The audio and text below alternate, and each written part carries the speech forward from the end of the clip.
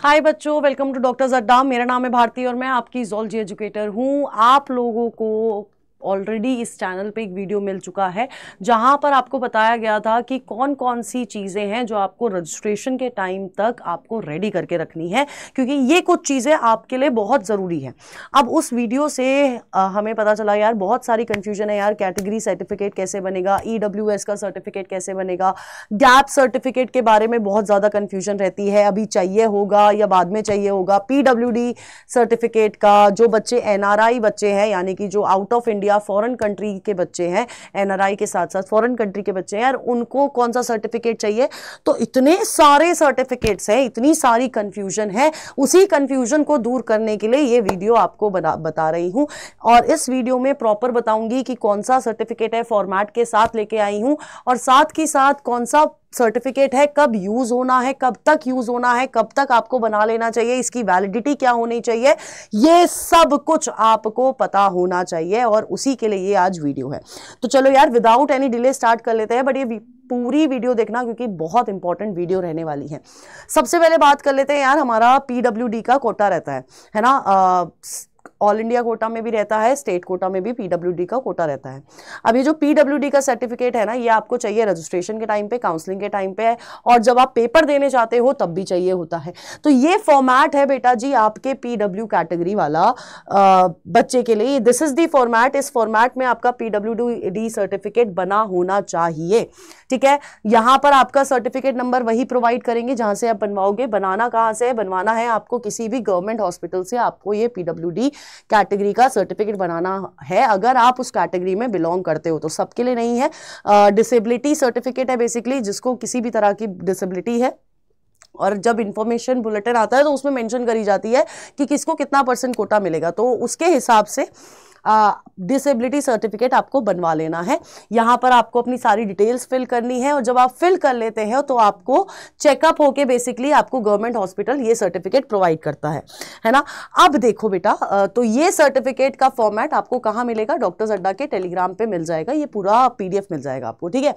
तो एक तो आपको ये बनवा लेना है क्योंकि ये रजिस्ट्रेशन पेपर के टाइम पे और आपके काउंसलिंग के टाइम तक यूज होगा। जब तक आप कॉलेज जाओगे तब तक यूज होगा, मैं आपको बता रही हूँ, ठीक है।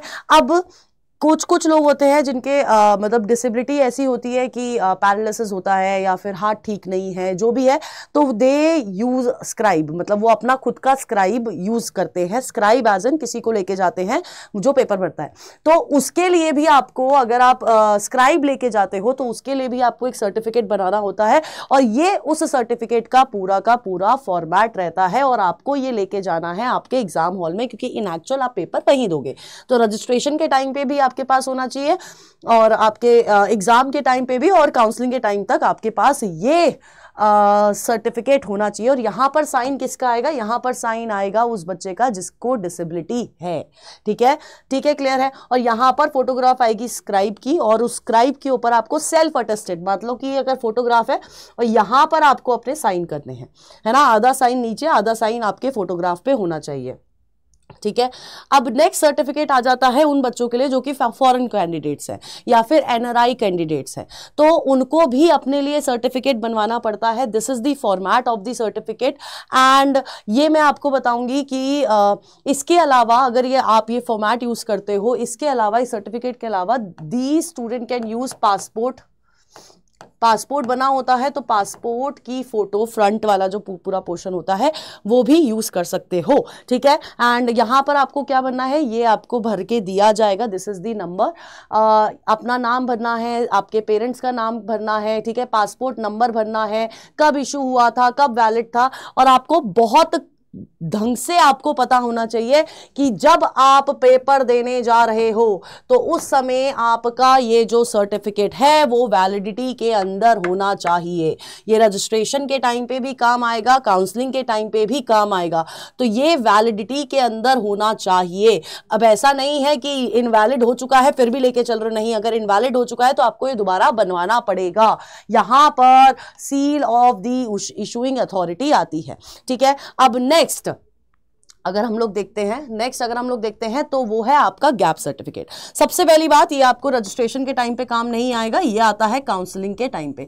अब ये गैप सर्टिफिकेट होता क्या है, देखो यार 12वीं के बाद नीट वाला बच्चा होता है, वो क्या करता है यार, टाइम लेता है अपना, है ना, 1 साल 2 साल का आप लोग गैप लेते हो। तो अगर वो गैप है आपके एजुकेशन में, 12वीं के बाद आपने अभी तक कुछ नहीं किया है, अब सीधे पेपर दे के अब काउंसलिंग में बैठ रहे हो, या काउंसलिंग के टाइम पर ये सर्टिफिकेट क्योंकि चाहिए होता है, तो आपको गैप सर्टिफिकेट बनवाना होता है, बेसिकली गवर्नमेंट को बताने के लिए कि आपने 12वीं के बाद क्या क्या किया है और अब तक आप क्या कर रहे थे। तो बेसिकली एक एफिडेविट बनता है जो आप अपने किसी भी डिस्ट्रिक्ट कोर्ट में जाके बनवा सकते हो। स्टैम्प पेपर 100 रुपए वाला यूज होगा, 100 रुपीज वाला स्टैम्प पेपर यूज होता है, और वहीं पर एडवोकेट के साइन है, अपनी पूरी आपको वो भरनी है कि आपने क्या किया था, क्या नहीं किया था, क्या कर रहे थे, तो ये सारी चीजें आपको यहां पर एफिडेविट में लगानी होती है। This is the gap certificate, ठीक है। नेक्स्ट अब अगर हम लोग देखते हैं तो आ जाता है आप लोगों का EWS सर्टिफिकेट, यानी कि इकोनॉमिकली वीकर सेक्शन। जब आप रजिस्ट्रेशन फॉर्म भरते हो तो आपसे पूछा जाता है आप EWS से बिलोंग करते हो या नहीं करते हो, तो उसका भी सर्टिफिकेट बनवाया जाता है।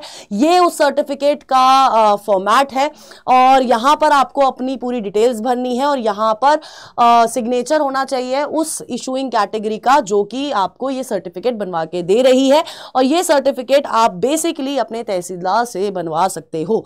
ये इकोनॉमिकली वीकर सोसाइटी सेक्शंस के लिए पर्टिकुलर सर्टिफिकेट है, और ये स्पेशली रजिस्ट्रेशन के टाइम पे ये मांगा नहीं जाता है बेटा आपसे, लेकिन ये काउंसलिंग के टाइम पे जरूर काम आएगा, क्योंकि वहां पर आप EWS कैटेगरी शो करोगे, है ना। तो ये आपका EWS कैटेगरी वाला पूरा का पूरा सर्टिफिकेट है, and this is the format. यहां पर आपको पूरी डिटेल भरनी है, अपना नाम भरना है, अपना परमानेंट एड्रेस भरना है, पिन कोड के साथ भरना है, और इस फाइनेंशियल ईयर में, इसलिए मैं बोल रही हूं ये आप सर्टिफिकेट कब बनवाइएगा, ये आपको बनवाना है अप्रैल में, मतलब अभी आपका वैलिडिटी है तो वेल एंड गुड, वरना अप्रैल में सर्टिफिकेट बनवाया जाता है और काउंसलिंग के टाइम पे यूज होगा तो आप बनवा सकते हैं, क्योंकि ये पूरा ईयर का फाइनेंशियल पूछता है कि इतना इस साल में कितना फाइनेंशियल आपका स्टेटस रहा है, क्या कितना कमाया है, जो भी है ये आपसे पूरे 1 साल का, एक पूरे टर्म का पूछता है, तो मार्च तक का पूछता है, तो इसलिए मैं बोल रही हूँ कि अप्रैल में बनवाना चाहिए, ठीक है। तो अब नेक्स्ट आ जाते हैं बेटा जी सबसे ज्यादा कैटेगरी वाला सर्टिफिकेट, है ना, कहाँ से बनवाए, क्या करे, क्या वैलिडिटी, सब कुछ बहुत मेस्ड अप रहता है। तो मैं आपको बता देती हूँ, देखो ये OBC सर्टिफिकेट है, जनरल वालों को किसी सर्टिफिकेट की जरूरत नहीं होती है, बट हमारे OBC वालों को जो कि नॉन क्रीमी लेयर से बिलोंग करते हैं उनको सर्टिफिकेट की जरूरत है। अब OBC वाले कौन, ये जो आपको फॉर्मेट है ये सेंट्रल वाला है ना। अगर आप अब देखो, ये तो आपको आई गेस पता होगा, नहीं पता है, कुछ कास्ट ऐसी होती हैं जो कि सिर्फ अपने स्टेट में OBC के अंदर है, लेकिन अगर हम लोग ऑल ओवर इंडिया देखेंगे, सेंट्रल के मुद्दे से देखेंगे, तो वो कास्ट अपनी स्टेट में तो OBC है, लेकिन ओवरऑल सेंट्रल में वो OBC में नहीं आती है।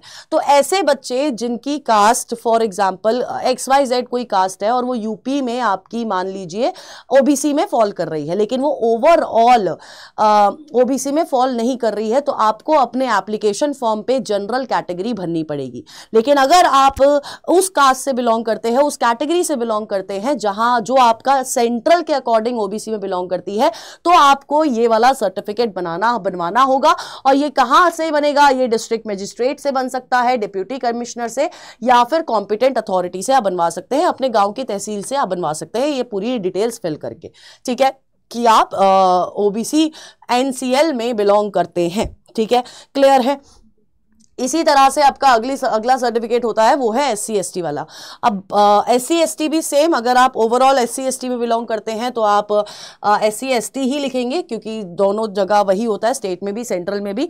तो दिस इज द सर्टिफिकेट, आपको अपनी डिटेल्स भरनी है, ये फॉर्मेट है सर्टिफिकेट का, आपको अपना एड्रेस भरना है, ठीक है, और उसके बाद आपको ये कहाँ से निकलवाना है, ये आपको बेसिकली आप अथॉरिटी का सर्टिफिकेट बनवा सकते हैं, किस किस से, डिस्ट्रिक्ट डिस्ट्रिक्ट मजिस्ट्रेट से, है ना, कलेक्टर से, डिप्यूटी कमिश्नर से, एक्स्ट्रा असिस्टेंट कमिश्नर से, तालुका मजिस्ट्रेट से, यानी कि आपका जो तहसील रहती है वहां से आपका कास्ट सर्टिफिकेट बन जाता है। तो वहां से आपको ये बनवाना है और आपको ध्यान रखना चाहिए कि ये सर्टिफिकेट वैलिडिटी के अंदर होना चाहिए, वैलिड होना चाहिए ये सर्टिफिकेट, ठीक है। तो इस तरह से आपको ये कुछ सर्टिफिकेट्स है जो आपको बनवा के रखनी है, क्योंकि ये काउंसलिंग के टाइम पे यूज होंगे और कुछ रजिस्ट्रेशन के टाइम पे। अब हुआ क्या, जेई में इस साल आपका कास्ट सर्टिफिकेट का सर्टिफिकेट नंबर मांग लिया गया था। उसने पूछा कौन सी कास्ट को बिलोंग करती हो, आपने मानो ओबीसी क्लिक कर दिया, उधर पर ऑप्शन आया था कि आपको कास्ट सर्टिफिकेट का नंबर बताना है। तो आप ये एप्लीकेशन फॉर्म से पहले बनवा लो ताकि आपको प्रॉब्लम ना आए बाद में, क्योंकि इसको बनने में टाइम लगता है, ठीक है। तो ये आपको कास्ट सर्टिफिकेट पहले भी बनवा लेना चाहिए, क्योंकि अभी पिछले साल तक क्या हो रहा था, आपको बस सिलेक्ट करना होता था, उधर नंबर नहीं मांग रहे थे, लेकिन इस साल जेई में मांगा है, तो मे बी नीट के अंदर भी मांग सकता है। तो ये सारे सर्टिफिकेट्स है जो आपको रेडी करवा के रख लेने हैं, जो बहुत जरूरी है आपकी ओवरऑल नीट 2025 की जर्नी के लिए। And all the best. कोई भी डाउट हो तो आप कमेंट सेक्शन में पूछ सकते हैं, हमारी पूरी टीम आपके लिए बैठी हुई है।